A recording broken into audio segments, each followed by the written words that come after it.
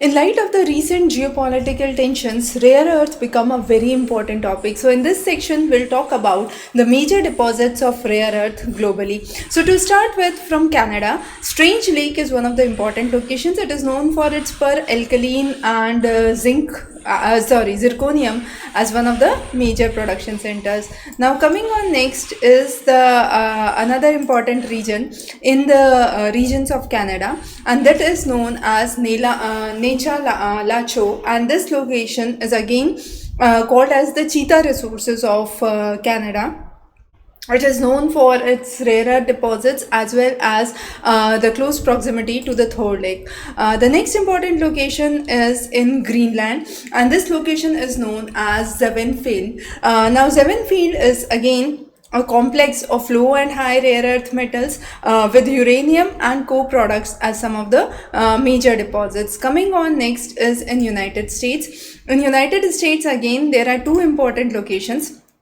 The first one is the Mountain Pass. It is known as one of the major active sites for production of rare earth, and it is also known for its lower rare earth, mainly the materials which could be used for regular use. The next is Top Round. Now Top Round is rhyolite, and the deposits of lithium bounded in rhyolite series is again an important location.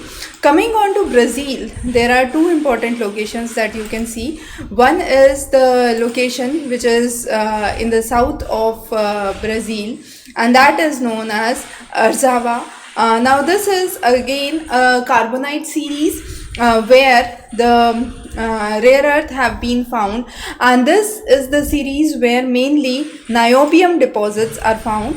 And the next one is the Catalao, which is again known for its phosphite and the deposits which are mainly seen in the carbonite range for niobium.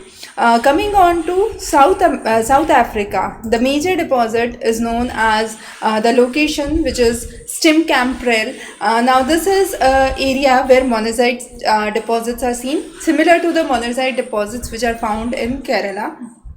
It is one of the producers which was a major producer in the past, and it is now trying to re-establish its production. In the regions of Madagascar, there is an important location which is known as Appensindev. Now Appensindev is known for its absorptive clay soils and the series of rocks that could be seen here for rare earth. The next important location is the location which is at the junction of Mawali and Mozambique. It is known as Songwe Hills, and it is again a carbonite series project which is seen with the rare earth, right? The next is Tanzania. Now in Tanzania, the deposits are well known, and these are the locations where you can see the deposits at the Vigo Hills. The next one location is at Kenya.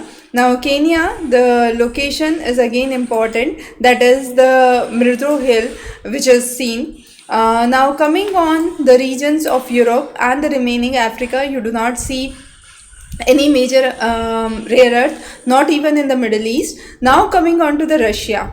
The major location is Lovozoro. Now this has niobium and tellurium deposits. Another important location in Russia is Tomtor. Now Tomtor is known for its ultra high grade niobium which is present and is under development for more extraction. Now coming on to the regions of India, as we know, the Kerala beach sand which is known for its monazite deposits along with thorium. You do have a little of uranium which is present. Now another important location in India is the Odisha beach. Now in Odisha beach again monazite sands are seen. The most important locations for rare earth now in China. We have the Bayon Oho. Now this is the largest deposits of rare earth globally with 38% of the global reserves which are so far known. They are mixed with iron deposits and have rare earth as a byproduct. The next important location that you can see here is Vizhan. Now Vizhan deposits are mainly seen in the carbonite series. Then there are another important locations which are known as iron absorption clays of China. They are known for terbium. They are also known for the diopsium as another important reserves. Then another important location is Maung Ping. This is the second largest after the Bayan Ohol Reserve, and they are known for its light rare earth deposits. Now, two important locations. These are actually not in China but very close to the China on the borders. So in Myanmar, the region is known as Kachin iron absorption. They are known for heavy rare earth. Now, heavy and light rare earth we have covered in the separate lecture, so you can refer those again. For processing, this goes from Myanmar to China again, and there have been rising environmental concerns with the Kachi iron adsorption region, right? Then in Vietnam, there is another important location that is known as Dang Pao. Coming on to the south in Malaysia, there is another important locations which are seen. Then coming on to another important centers for rare earth which are located in Australia. So Mount Weld. Now Mount Weld are known for its highest grade rare earth. Now they are usually operated by liners, and then the next important ones that you can see here are the Browns Range. They are also known as the series of heavy rare earth deposited in the Zidon region, and they again have diospium as one of the important deposits, and then you have Nola's Bore. They are the phosphate bound light rare earth deposits. So with this we cover the major deposit centers. We have already covered the Americas and the regions of Russia and China. So those were some of the major deposits that we have discussed for rare earth. Of course, we'll be covering the next session where we'll be talking about gas deposits across the globe.